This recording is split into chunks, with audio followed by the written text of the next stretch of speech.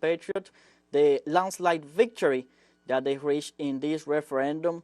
Danny, to begin our exchange here, our conversation in this special program, how do you describe, how do you see the developing, the holding of this referendum, and now that we know the results, what they represent? This is an important demonstration of Venezuelan unity before the ongoing hostility of the U.S. government and of private capital that wants a slice of this extremely rich Essequibo region. The Venezuelan people and their Bolivarian leadership do not have any beef with their neighbors in Guyana. Their beef is with ExxonMobile and these corporations who for decades now and centuries have sought to divide and conquer in order to control one of the most mineral-rich and gas and oil-rich regions in the entire world, and that is South America. So to see this resounding show of unity is certainly significant. I think we have to contextualize this latest U.S. proxy.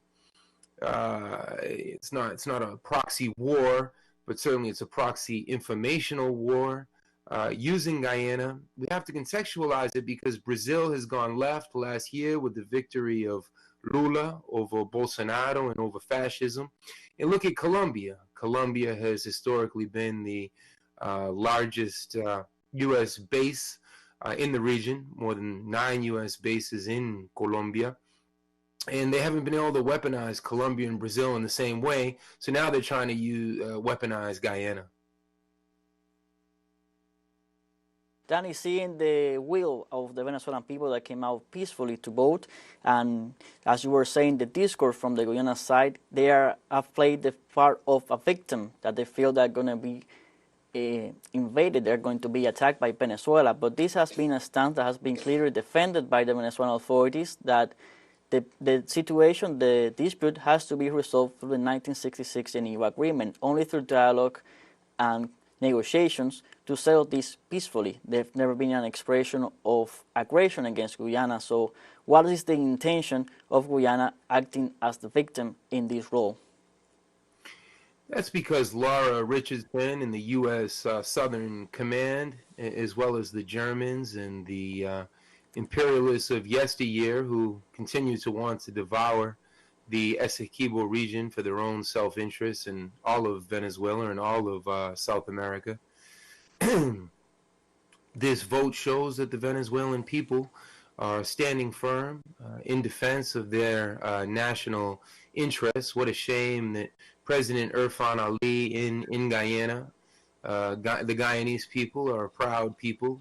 What a long history of anti-imperialist struggle from President Chetty Jagan to Dr. Walter Rodney, and of course the slave rebellions and in centuries past. I think the Guyanese people can also see that they are being used by the imperialist powers with these divide and conquer strategies, but nationalism can be a very deceptive thing. So popular education and critical information and social media coverage is so important right now at a time that they're trying to use this small, often forgotten Caribbean and South American nation against its much bigger neighbor, Venezuela. But to insinuate that the Venezuelans somehow have a military intention, that they somehow represent a threat to Guyana is ridiculous.